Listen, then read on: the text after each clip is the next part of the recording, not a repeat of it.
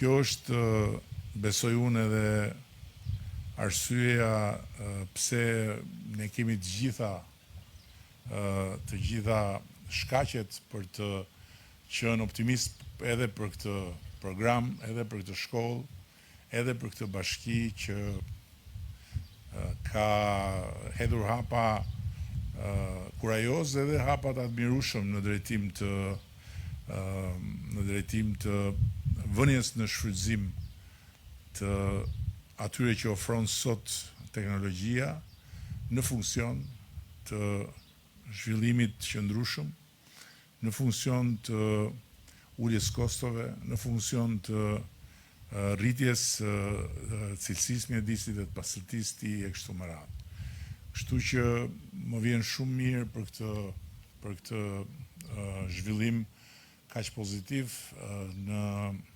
drejtim të bashkëpunimit për sa i përket fshatit, për sa i përket tokës,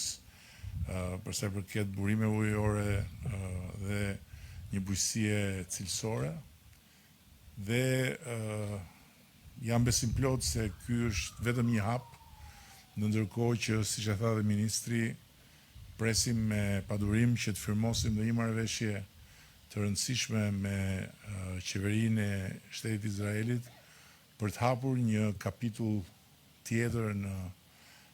këtë marrëdhënie që për ne është shumë e rëndësishme për të marrë sa më shumë dije dhe për të transferuar në Shqipëri sa më shumë eksperiencë nga ajo që e ka bërë atë vend një vend shembull, pararoj në inovacion edhe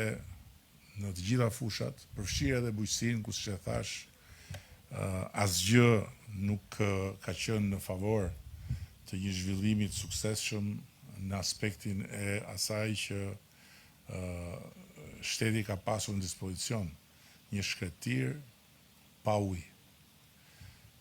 Shumë faleminderit gjithë dhe në fund faleminderit dhe miqve që kanë ardhur këtu në respekt të ftesës që i ka bërë ambasadorja